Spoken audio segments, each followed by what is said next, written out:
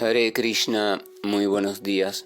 Nama Om Vishnupadaya Krishna Preshaya Bhutale Srimate Bhaktivedanta Swaminiti Namine Namaste Saraswate Deve Gauravani Pracharine Nirvisesa Sumnyavadi Pashatya Deshatarine Shayatri Krishna Chaitanya Prabhunitananda Sri Advaita Gadavtara Srivasadi Gaura Bhaktavrinda Hare Krishna, Krishna Krishna, Hare Hare, Hare Rama, Rama Rama, Hare Hare. Hare Krishna. Reiterados, vamos a continuar con las lecturas y propuestas de reflexiones de algunos de los textos del Srimad Bhagavatam. En el amanecer espiritual de ayer dejamos como pendiente el compartir un comentario o una breve explicación, una explicación mejor dicho, porque no es breve, que Srila Prabhupada hace sobre este hecho de la sucesión o el reemplazamiento de ciertos métodos cuando pasamos de una época a otra, y en este caso en relación al método de yoga místico que describe Sukadeva Goswami a Maharaj Parishi con respecto al método de Sankirtan o Nama Sankirtan, la glorificación en congregación de los santos nombres, las cualidades, las formas, etcétera, etcétera, del Señor Supremo, que fue instaurada por Chaitanya Mahaprabhu, el avatar en dorado. Entonces, sin más, Prabhupada explica, dice: la autorrealización pura, tal como lo hemos discutido varias veces, es el estado de conciencia pura en el que uno admite que es el servidor eterno del Señor. O sea, Prabhupada nos coloca primero en una síntesis sobre lo que significa autorrealización desde el escrutinio más profundo de la Escritura. O sea, cuando la criatura llega a concebirse, llega a pensarse, llega a vivir, a funcionar, a desempeñarse como servidora eterna del Señor, o sea, parte constitutiva del Señor y por tanto servidora de Él, y se entrega de forma natural y espontánea hacia ese servicio eternamente. Entonces ese es el estado de pura autorrealización. Continúa. De esa manera uno se reinstituye en su posición original, en la que presta al Señor un amoroso servicio trascendental, tal como se explicará claramente en versos siguientes del Srimad Bhagavatam. Esta etapa de prestar al Señor un amoroso servicio trascendental sin esperar retribuciones procedentes del Señor ni de ninguna otra fuente. Voy a hacer una pausa aquí porque aquí habla del servicio devocional puro. Por tanto, si se habla de servicio devocional puro, también hay un estado progresivo previo, que es la suerte de acercamiento al servicio devocional, pero todavía no es servicio devocional propiamente dicho, en tanto no es puro, que es cuando hay una serie de intereses o motivaciones móviles que nos empujan a la realización del supuesto servicio devocional, y que algunas veces es más ligera y otras veces un poco más comprometedora. O sea, no vamos al servicio devocional, no vamos al Señor, no vamos a Dios, no nos interesamos en Él simplemente por un empuje de amor, sino que hay toda una suerte de búsquedas relacionadas. En Bhagavad Gita, el Señor Krishna dice: 4 tipos de almas se dedican a prestarme servicio. O sea, las que buscan algún tipo de interés, o sea, algún tipo de resultado, las que están muy abatidas o quieren escapar del sufrimiento, las curiosas, y las que vienen a mí por conocimiento. Continuamos. Sin esperar retribución procedente del Señor ni de ninguna otra fuente, puede alcanzarse cuando los sentidos materiales se han purificado y el estado puro y original de los sentidos se ha revivido, es decir, se refiere al despertar de los sentidos espirituales. Aquí se sugiere que el proceso para purificar los sentidos es hacerlo de la manera yógica. Prabhupada está entrando en el método anterior, el método del yoga místico, es decir, hacer que los sentidos burdos se vayan uniendo o fundiendo en la modalidad de la ignorancia y los sentidos sutiles se fundan en la modalidad de la pasión. La mente pertenece a la modalidad de la bondad y por tanto se denomina Devamayat o divina. La perfecta purificación de la mente se logra cuando uno tiene la firme convicción de que es el servidor eterno del Señor. Voy a hacer otra pausa. Entonces Prabhupada menciona aquí otro detalle. La mente está purificada por completa cuando la mente llega a la conclusión bien establecida, aceptada totalmente, de que uno es servidor eterno del Señor. Dice que cuando se llega a ese estado de comprensión verdadero, entonces se puede decir que la mente está purificada por completa. Continúo.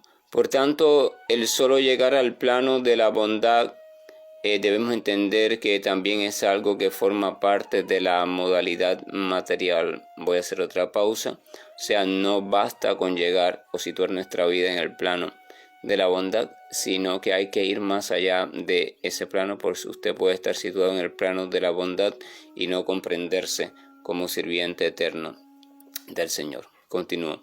Hay que superar esta etapa de bondad material y llegar al punto de la total bondad purificada, o conocido técnicamente como el estado de Vasudevashattva.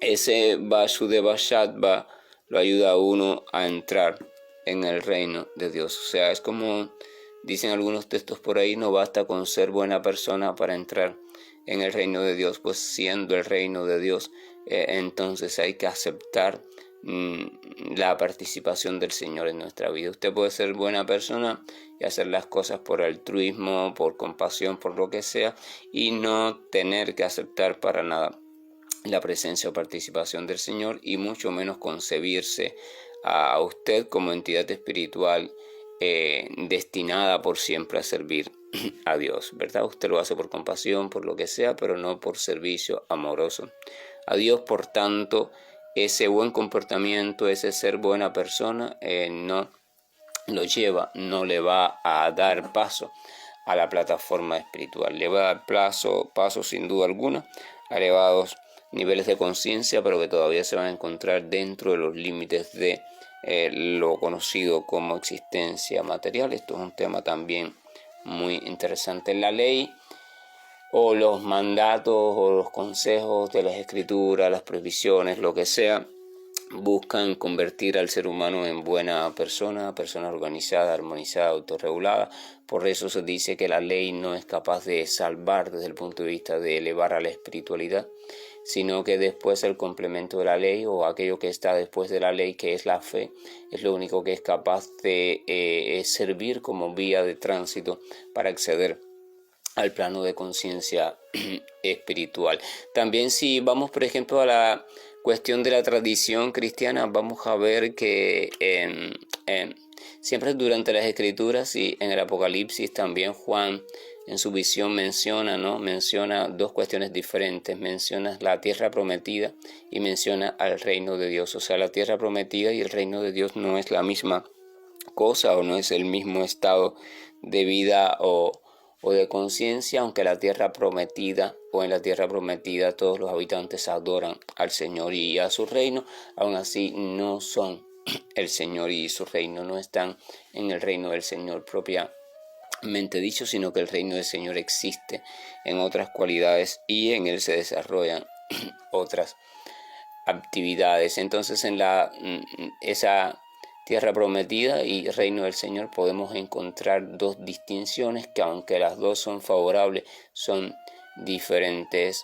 y esto también es bueno irlo teniendo en cuenta. Continúo. Debemos recordar también en relación con esto que el proceso de emancipación gradual que llevan a cabo los devotos de la manera en que se mencionó anteriormente, si bien es autoritativo, está hablando del yoga místico, ¿verdad? Y es un lugar apartado, después de los sentidos, la respiración, etcétera, etcétera. Si bien es un método autorizado, entonces debe entenderse que no es algo viable en la era actual, y esto puede entenderlo cualquiera con un análisis reflexivo serio. Dice, principalmente debemos entender esto porque la gente, primero que nada, desconoce lo que es la práctica real del yoga. O sea, voy a hacer una pausa.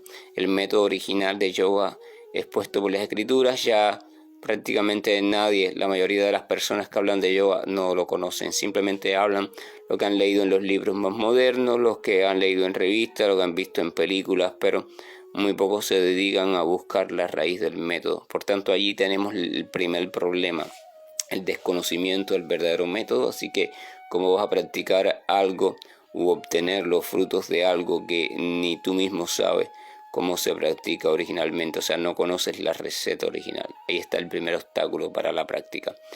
La supuesta práctica del yoga que hacen los protagonistas profesionales, con protagonistas profesionales, Prabhupada se refiere a aquellos que viven de eso, aquellos que toman esta cuestión del yoga como sustento para la vida o lo mercantilizan. Dice que esa práctica que ellos hacen puede que sea beneficiosa desde el punto de vista fisiológico, o sea, físico, mental, etcétera, etcétera, pero esos pequeños éxitos no pueden ayudarlo a uno a lograr la emancipación espiritual tal como se menciona aquí.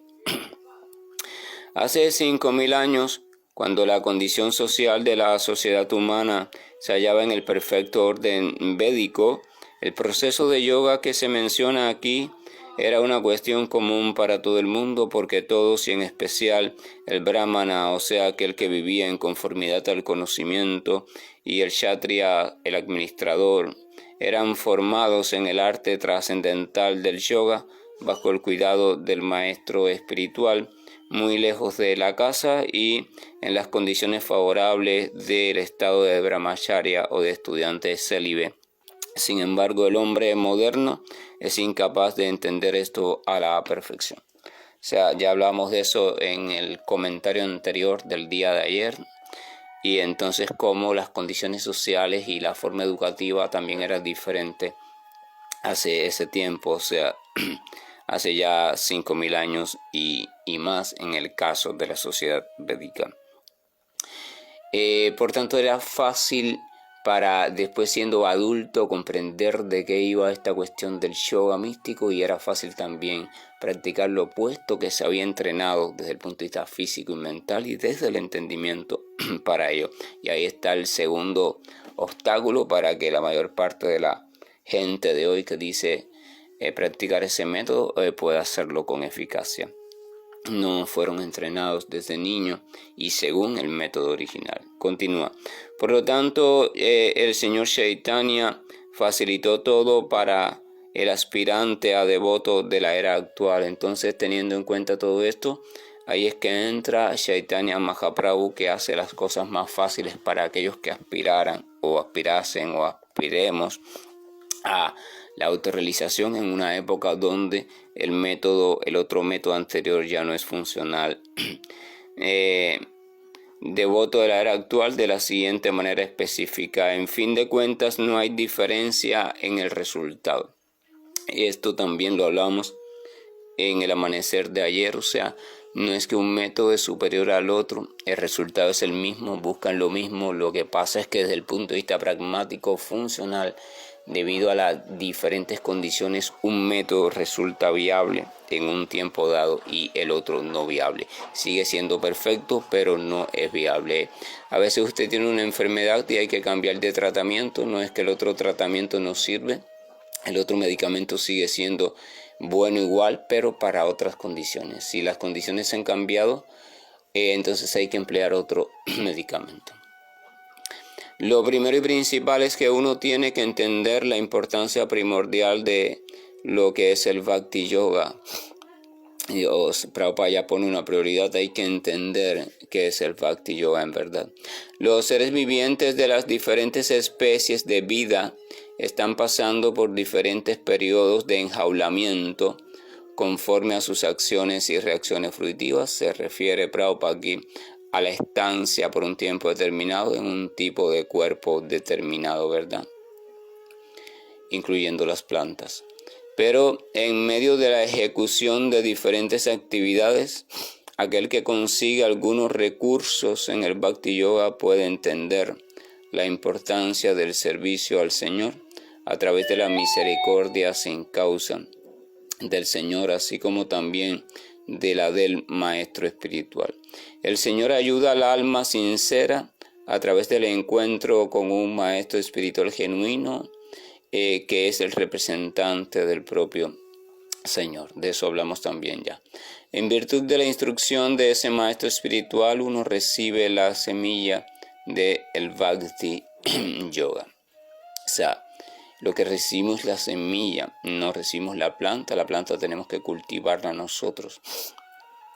El Señor, por eso se dice que nadie puede hacer el camino por usted tampoco. El Señor Sri Chaitanya Mahaprabhu recomienda que el devoto plante la semilla de Bhakti Yoga en su corazón y la nutra o la riegue por medio del riego, que consiste en el proceso de escuchar y glorificar acerca del santo nombre, la fama, etc. del Señor.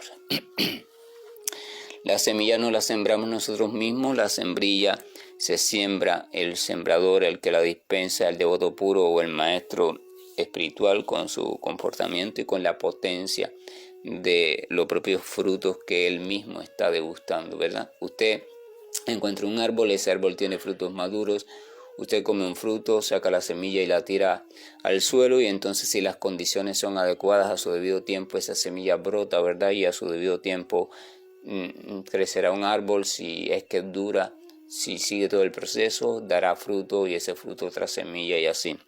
Entonces, el maestro espiritual o devoto puro es aquella persona que está comiendo del fruto del árbol del prema o del amor puro por Dios, y entonces, cuando se encuentra con alguien apropiado, le deja caer en el corazón la semilla de ese fruto. O sea, él no come la semilla, él se deleita en el fruto y su sabor, y las semillas se las deja en el corazón a la otra persona, y esa persona debe de comenzar conscientemente a cultivar esas semillas. Es lo que llamamos la sadhana bhakti, o el método de cultivo de la planta del bhakti. Continúa diciendo, entonces dice que el método de riego de esa planta comienza o se centra en el oír y cantar.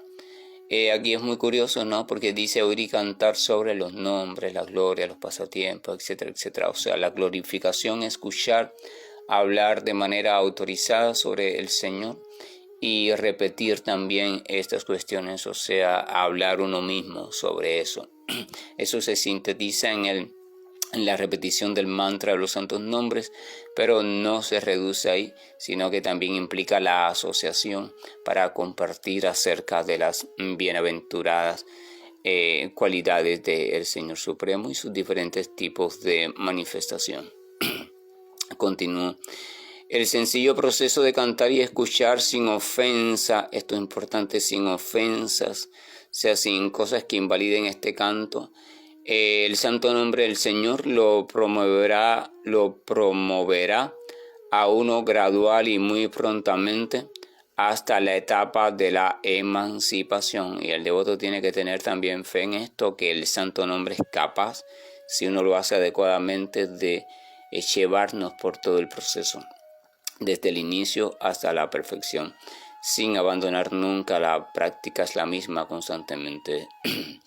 En el otro método, por ejemplo, se pasa de un lugar solitario, después se incluye asana, se incluye pranayana, se incluye por etapas, y en este caso se mantiene la misma cuestión, cantar y escuchar durante todo el proceso. No hay que cambiar a ningún otro método. Dice, hay 3 etapas en el proceso, 3 etapas generales en el proceso del canto del santo nombre del Señor.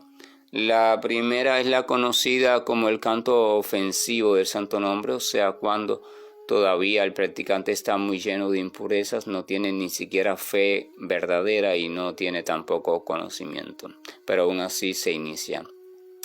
La segunda etapa a la que llega, si va cultivando adecuadamente y se asocia adecuadamente, es conocida como la etapa reflexiva del canto de los santos nombres, donde ya va habiendo una transformación purificadora de su corazón y se va desarrollando un poco de fe, algo de conocimiento. La tercera etapa es la del canto propiamente dicho, el canto puro del santo nombre, cuando ya el corazón está totalmente purificado en virtud de la asociación y en virtud de la misericordia del Señor.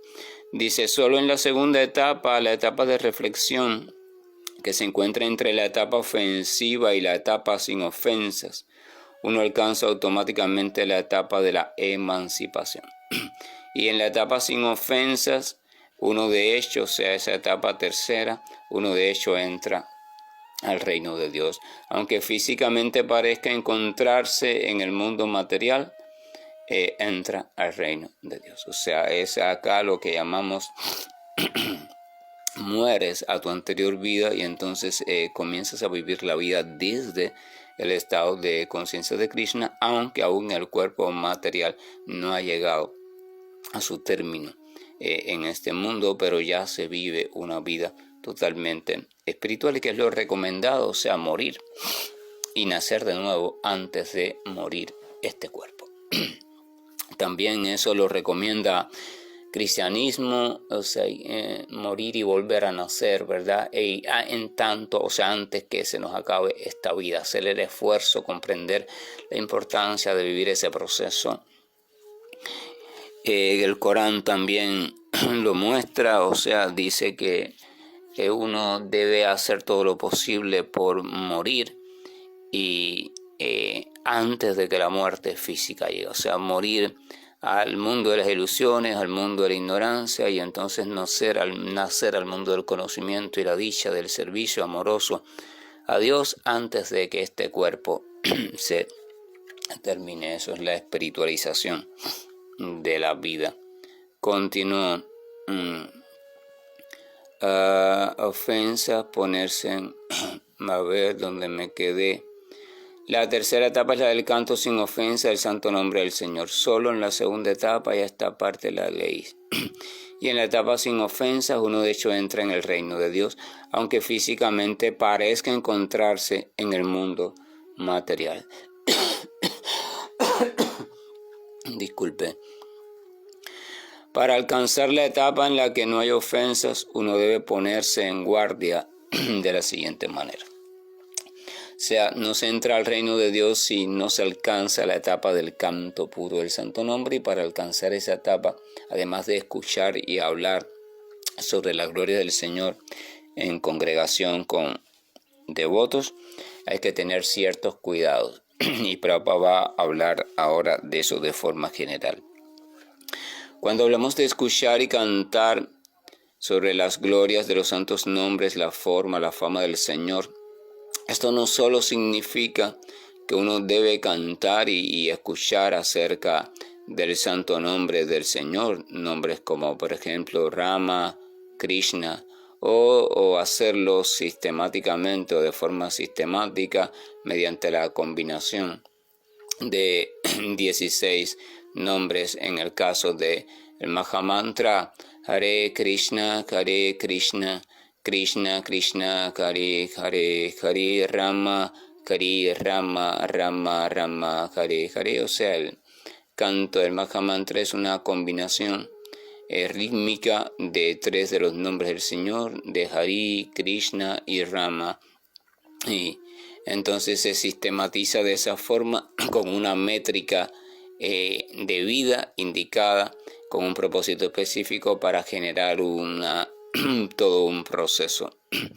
Sino que también, o sea, además de escuchar y cantar los santos nombres, dice también se debe leer y escuchar el Bhagavad Gita y el Srimad Bhagavatam en compañía de devotos. Vamos a hacer una pausa porque aquí hay una cuestión importante. Prabhupada está hablando la enseñanza desde la tradición Vaishnava y por tanto está en la obligación de hacer referencia a los textos autoritativos Vaishnavas y a los nombres de Dios utilizados en el Vaishnavismo. Pero este método, siendo un método propiamente trascendental, es aplicable a toda, a toda cuestión verdadera de acercamiento a Dios. Quiere decir que desde otra cultura, desde el Islam, desde el cristianismo, desde el judaísmo, desde otra cultura, entonces también el método es el mismo, escuchar y glorificar las cuestiones relacionadas a Dios que en esa cultura a lo largo del tiempo se han mantenido guardadas,